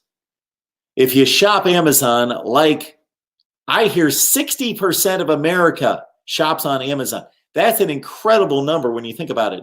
Talk about a near monopoly. There's like 320 million Americans. 60%? My goodness.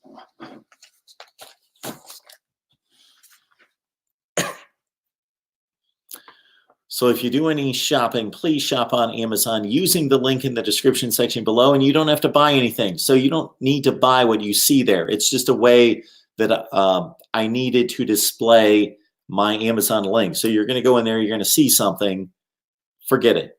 Just go do your regular Amazon shopping, but use the link in the description section of any of the videos and you will help us build the channel. Please remember to do that. All right. There it is, Navy Thomas, 62-24. It was a glorious night for your Huskers.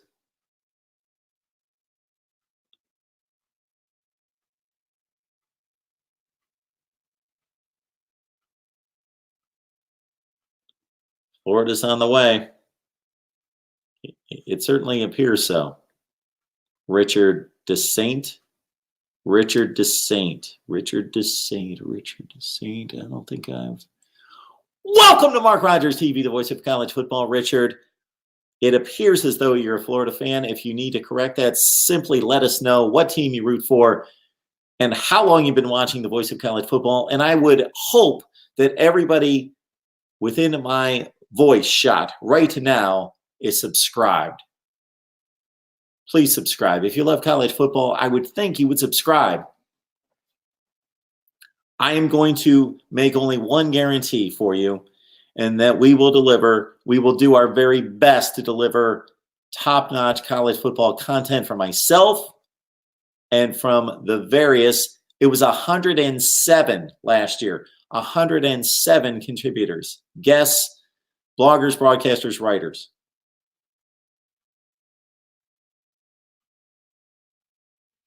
It is currently 5:18, which means I'm about a half hour behind in the live chat. Ballard asked, Mark, one of the first games of the season is Navy versus Notre Dame. As we know, Notre Dame is a team that you don't know what happens. As we know, Notre Dame is a team that you don't know what happens. Notre Dame's better than Navy. They killed Navy this past year, Ballard. I don't expect much to change. That game was a bit of an aberration. I don't think so. The final was like 56-21, but Notre Dame led that game 49-7. They killed Navy. Now, would they kill Navy most of the time? To that degree, no. But Notre Dame is substantially better than Navy, and this Navy team was really good, top 25 good. I don't necessarily think they were one of the top 25 teams in the country. But with an 11-2 record in the American Conference, they earned that. But Navy didn't beat any good teams last year. I remember at the point in which the College Football Playoff Selection Committee ranked Navy that I thought, did I miss something here with my top 25 that actually makes sense? Did I miss Navy? And then I went, and they were probably 7-1, excuse me, at the time. 7-1 at the time. We're still getting through this. 7-1 at the time.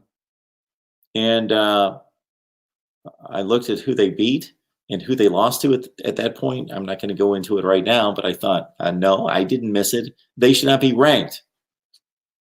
Then they lost to somebody else who's not that good. And they never beat anyone any good. Glad you enjoyed that, Jay Jobs.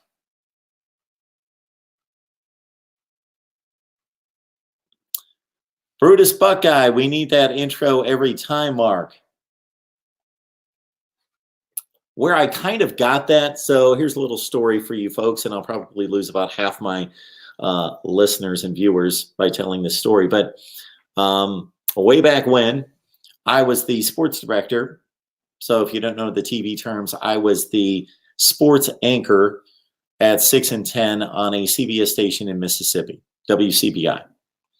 And at the conclusion of our 10 o'clock show every night, I had to tape a morning sports segment that was only 2 or 3 minutes long. So I would simply say, you know what, re-rack the first few stories. We're going to do stories 1, 2, 3, and 4. And I'm going to broadcast those stories. And that's going to be our segment for the morning. And so as soon as we started this, and this started to be another assignment I was given, which was not a big deal. It took 5 minutes to do. Excuse me. So it was called, they said, okay, Mark, you need to say, okay, it's Mark Rogers with your first look at sports. That's what this segment is going to be called early in the morning. This is your first look at sports. Okay.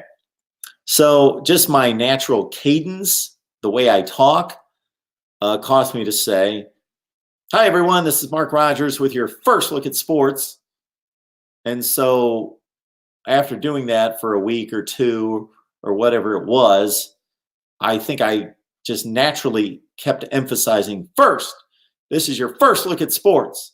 And I started to get a reaction from people in the studio. So I started to embellish on it to the point where it became, well, I had all sorts of different versions of it.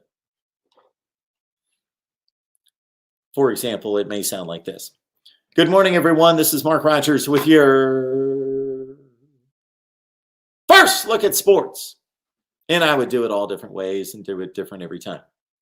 One day, and I would go out to high school football games and Mississippi State and Ole Miss and Alabama football games, and people would yell. I'd hear this first look at sports, from people in the stands.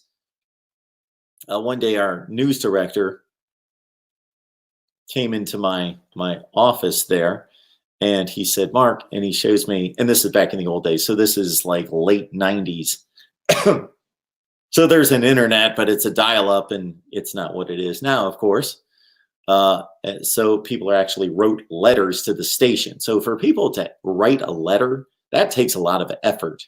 Even back then, when people were more accustomed to doing so, it's still, you would have to really, I'm sure I annoyed or entertained all sorts of people out there that didn't take the pains of writing a letter. But anyway, our news director walks in with, I don't know how many letters. There might have been like 18 of them or 40. I don't know what it was. And says to me, Mark, can you knock off this first look at sports business? Some people are writing in. They're like, we really like Mark. We like his sportscast. We always liked watching him. And then he's annoying us with this first look at sports. It's annoying and it's loud and whatever. And I said, first of all, any publicity is good publicity. So if people are talking about this, then they may watch our lame morning show. I don't know that it was lame. Number two, for all the people that didn't like it, there were people that liked it. And for the people that were annoyed by it but liked me otherwise, get over it. It lasts for 1.3 seconds. This is Mark Rogers with your first look at sports. I do it different every day. I enjoy doing that. All right, you guys don't care anything about this. Eddie the Cane, Mark Rogers TV is the best in the business. Like and subscribe.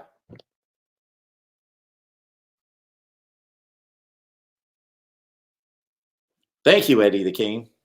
I don't know what to say about people that comment like Eddie the Cane just did right there. So I just appreciate it. It's phenomenal. It hits home. I'm not going to shed a tear. I'm not quite to that degree, but it's close. It's close. Closer than you think. I just really appreciate the encouragement. I do. Thank you so much, Eddie the Cane. I'm going to take this comment. I'll mark it down. It happened at 4:46. And I will, I'm going to post that to Facebook. Because I take your comments and I post them to my Facebook page. My own personal Facebook page. And I should probably move them to the Mark Rogers TV. So you could help me out incredibly, even though we really haven't built out the Facebook business. But that's down the line. We'll get to it. We've got about 800 likes on the Facebook page. Go to Facebook. Look up Mark Rogers TV. Just do me a favor and just hit like. Do that too. But at 4:46, Eddie the Cane getting the job done. Love that comment. Thank you so much, man. And all of you are tremendous.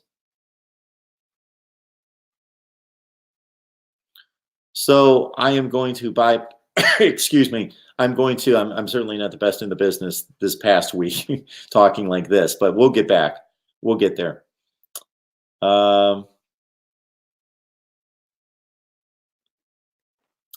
Dante striking up a bit of a debate here.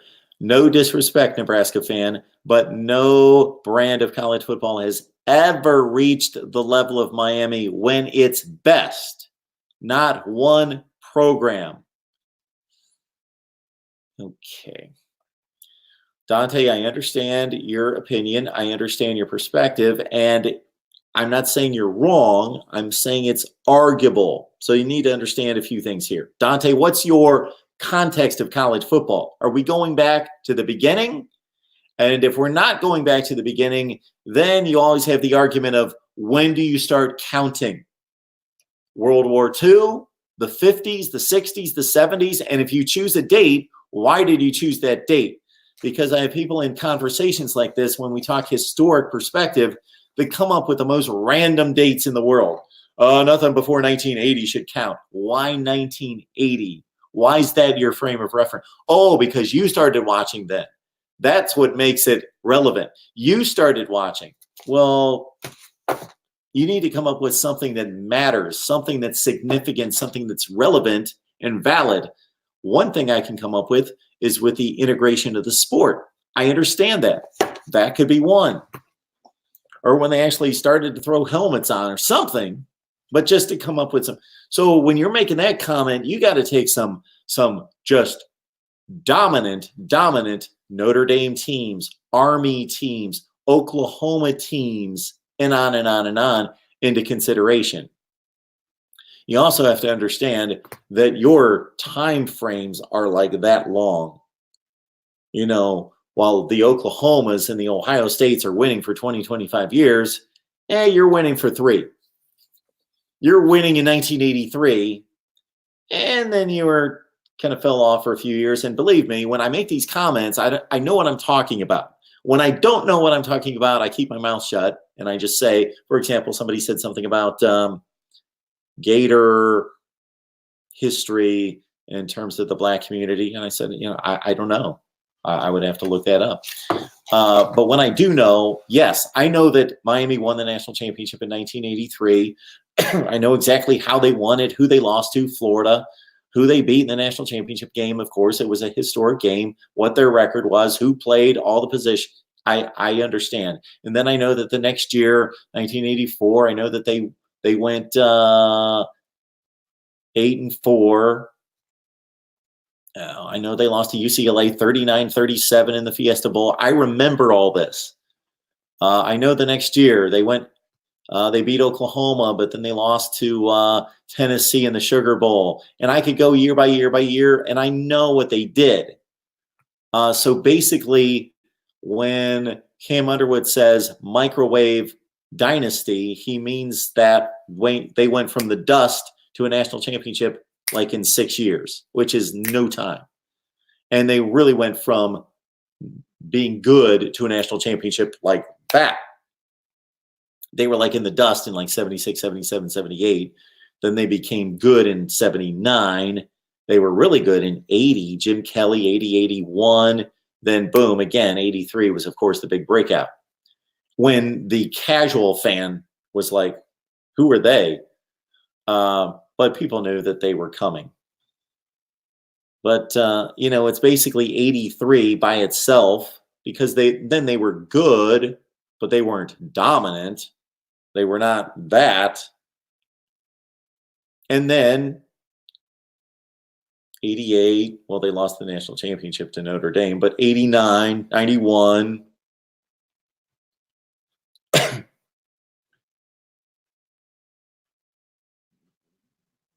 Throw another one in there. 89, 91, 92, they got obliterated by Alabama. They didn't win it in 93. I think that's the year they lost to Arizona, 22-0 in the Fiesta Bowl. 94, they came close to the national championship. But so the 5 national championships, what are we looking at here? 83, 87, 89, 91, and then 01. So they're in very short. So when you say the best, yeah, that can be argued, but it just didn't it was over like that. You know, you're talking about the biggest run of success at the school in the history of the program was from 87, like real success. I mean, like competing and winning national championships. I'm not talking about going 8-4. the height of the program was from 87 to 94. That's 7 years, and you did not win the title in 94. You won the last one in 91. So you're talking about 4 years. So it happened like that, and it was gone. So yes, if we want to take it at the very height, but Nebraska, oh my word, during the 70s and the 80s and the 90s, and reaching just barely into the 2000s, but especially in those 90s, 94, 95, 97, you're talking about every year, and these lights are way too close.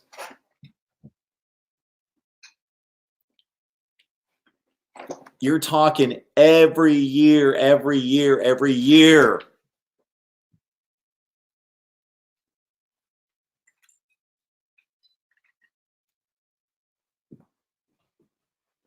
You're talking about Nebraska football being 10-2, 11-1, 12-0, 10-2, 10 every year between 1970 and 2000.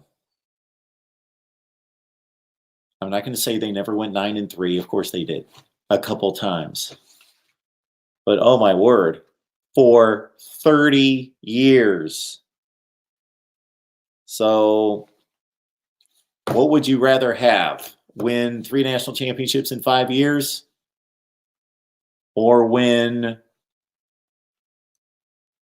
3 national championships in the 90s after suffering for a long time? Suffering in terms of losing big games in crucial spots, which Tom Osborne did for a long time, many to Barry Switzer. But man, I'll take the 30-year run of losing 1 and 2 games or 0 games every year, then finally getting over the hump and winning 3 national championships in 4 years. But having lived a life through and like, you know, we're always competing for a national championship. Sure, we got disrespect, or we got disappointed many times, but Dante, I don't know. I understand your point, and taken verbatim, yes, Miami can argue that at its very best that they had the best program. Yeah, but I don't even know if that's a program. That's we built a team and we recycled a couple recruiting classes and it was gone. I don't even know if that's a program. That's a coach. That's a coach and some talent putting together a roster and being able to turn that over a few times. That's Jimmy Johnson and Dennis Erickson. And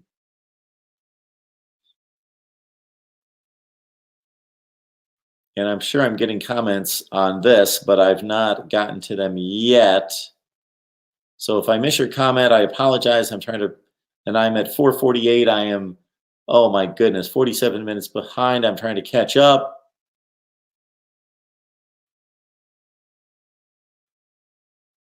Talking a lot of Tom Osborne.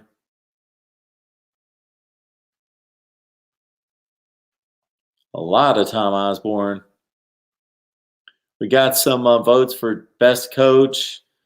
Number 1 ND fan says Mike Leach.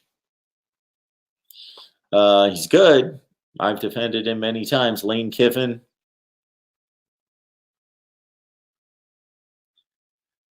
Ballard likes Lane Kiffin.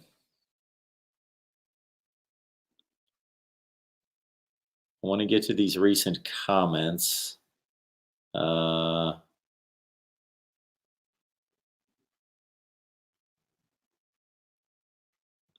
This is a great question, Jim John. Mark Rogers, has any team had a stronger resume than 2019 LSU? That is a tough one to find. And FSU region 2013, no. No. No. Come on. Now, you can argue that your team was better. You can try. But my goodness, no, you cannot argue resumes between LSU 2019 and FSU 2013. It's not even that Florida State team beat a Duke team that was what, 10-4, that lost to Arizona State in a bowl game. in the ACC championship game. LSU annihilated a Georgia team that was one of the 5 best teams in the country. And Clemson. And Alabama and Auburn and Florida and Texas. Yeah, Nebraska fan. I watched so much Nebraska football through the years. Yes.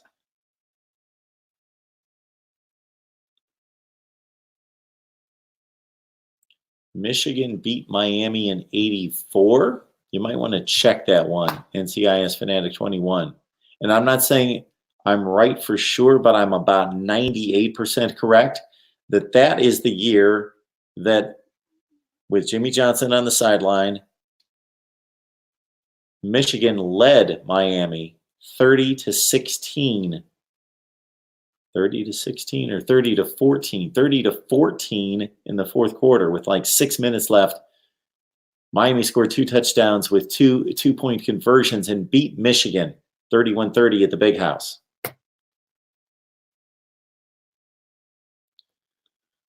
Mark, honestly, is nothing like Feinbaum because Mark doesn't have an Alabama SEC. Oh, hey, oh. I need a screener here. You tell him, Mark. Has any team ever had a... What are we going for there?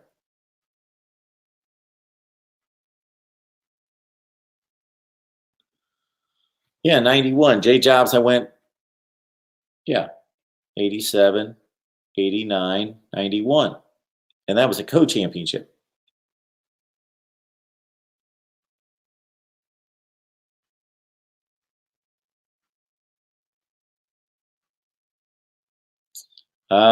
Grun D with an interesting, excuse me, the cough has yet to completely go away. Grun, appreciate your comment. I'm not going to post it to the screen for certain reasons, but yeah.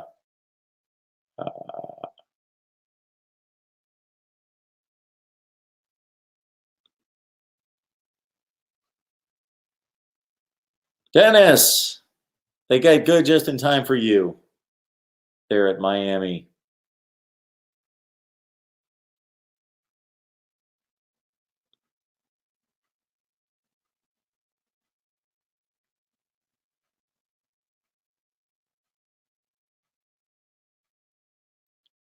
What do we have here? This should be interesting. Dante, the fact that Miami equals Chuck Berry, the best of college football, the rest of college football equals Elvis. Would love to have that discussion with you, Dante. You making a comparison, Miami, Chuck Berry, the rest of college football, Elvis. Okay. Often imitated but never duplicated. Oh, Elvis copied Chuck Berry. You may want to check your history of rock and roll on that one. There's not a whole lot of correlation between Chuck Berry and Elvis Presley in regards to Elvis copying Chuck Berry. Not going to see any Elvis duck walks. Yeah. Okay, I could go on and on about that one, believe me. There was a comment that Chuck Berry once made. This is very poignant on his part. He was asked about Elvis, and Chuck Berry said, describe Elvis? This is in quotes. He said, describe Elvis? He said, the greatest that ever was, is, or ever will be. End quote. All right, where are we? More Nebraska. What do we got here from Tabardine? Mark, tell Ohio State I want my championship back. I understand the uproar and I understand the outrage. National championships are difficult to win. And that one looked bad in regards to that flag flying a little bit too late. But there's a difference between a late flag and an incorrectly determined flag. And that's what we've got there. So this is my take. I'm going to say this again. I've said it 100 times. This is my take on the play, and I've seen the play. I've seen the game. I probably watched the game. And when I say watch the game, maybe I didn't watch every play, but I watched most of the game. I don't know, maybe 10 times. And I've seen this play seen this play it 100 times. I don't believe, and it's been a few years, Elvis didn't copy Chuck Berry. Anyway, maybe other guitarists copy Chuck Berry, no question. Even though Chuck Berry was an amazing guitarist, I love Chuck Berry, but if you listen to Johnny B. Good and listen to about 20 of his other songs, you pretty much know that was the blueprint for everything else Chuck Berry wrote. Pretty much. There's some My Ding-a-Ling is different, and there's some other different tunes, but basically Chuck Berry wrote Johnny B. Good, or wrote something else before that, and then Johnny B. Good, and then other things, and they all sounded alike. It was you hear that, yeah. Okay.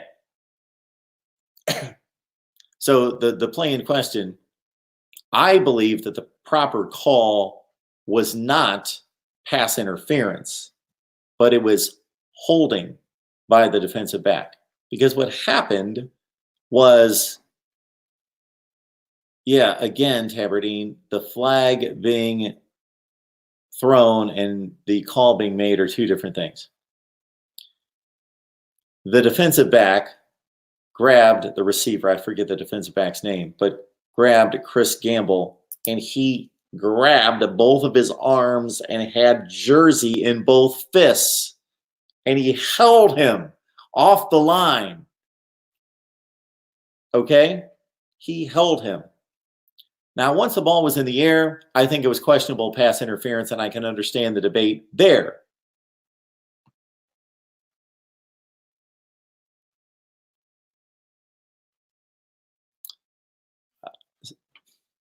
It should have been so the end result would have been exactly the same, whether it was pass interference or holding. It's the same. It's a fourth down play. It's too close to the goal line. It's going to be half the distance to the goal line. The same result. So that's my thought, and maybe we can look at it all together. That Miami team was phenomenal. There's no question. You're not allowed to hold the receiver, Tabardine. You're allowed to hit them, bump them, jam them. You're not allowed to hold them.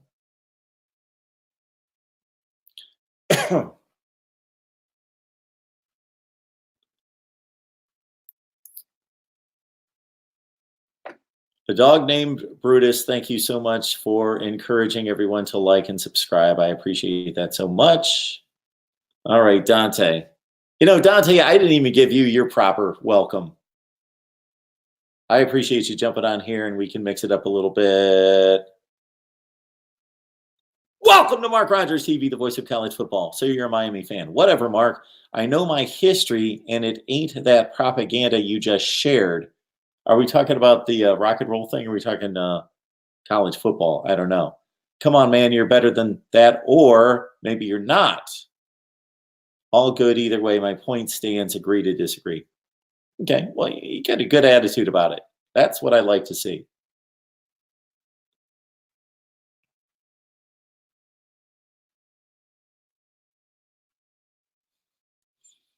All right.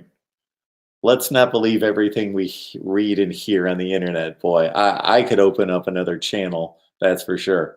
All right, everyone, we appreciate you stopping by. Appreciate you stopping by so much. Thank you so much for supporting the channel. We didn't have a ton of people on the line, but you guys were very fervent, very enthusiastic, and I appreciate it so much. So again, like, comment, share the videos, and subscribe. We appreciate it right here. I will get on tallying up the coaches' rankings of who the best coaches in college football, and I will release that. Those are your rankings, and I will do my rankings. I am also going to be doing an early preview on if anybody broke the tie and there was any team that received more than one vote that I'll do a preview on. And again, I'm going to post all these other videos on recruiting rankings versus results, and who are the underachievers and overachievers in college football, and then also looking at the preseason AP poll versus the postseason AP poll and see what the difference is there. and my 10 most intriguing, take that down, 10 most intriguing teams of 2020. Right here at Mark Rogers TV, the voice of college football. We appreciate you stopping by. And the schedule as it stands right now, there's only one person in the world that can change this. Well, unless there's some, God forbid, some kind of issue with my family or something. But one person in the world, and they know who they are, probably not watching right now, but they know who they are. They could change this. 6 o'clock Eastern time, Notre Dame talk on Monday night, and 7 o'clock Oregon. We'll see you soon.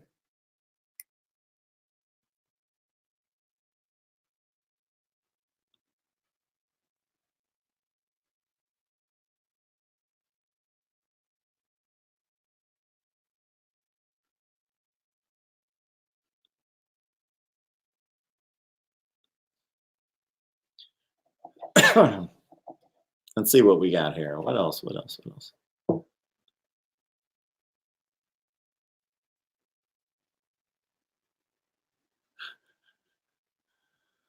Oh, watch the play.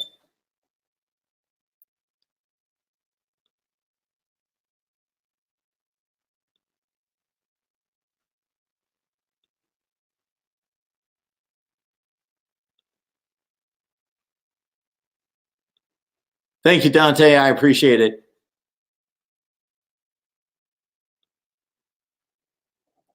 Thanks, everyone. Nebraska fan and Ballard Sports Media. Awesome. You guys were great. Coach O, that's I had some thoughts about that, Groon, concerning Coach O, because that's fascinating in regards to take away the offensive guru in Brady and take away Joe Burrow. He's doing a nice job there. It'll be interesting to see if he can. I think great coaches show themselves in two different ways. In addition to just doing a Jimbo Fisher and winning a championship, but can they recycle the roster over and over and keep winning? You know, are they still winning 5 years later with completely different players? And number two, can a coach go elsewhere, a la an Urban Meyer, and just bam, they show up and they win? Yeah. So that remains to be seen. But he's the perfect fit for that program and for that culture. There's no doubt about that.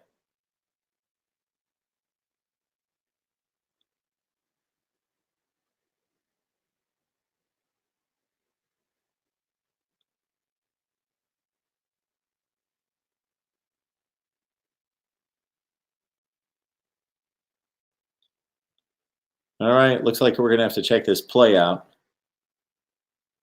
which I will certainly let everyone know when I'm wrong, if I'm wrong. I've been wrong in the past. I will be wrong in the future. All right, everyone. We'll see you next time. Thanks.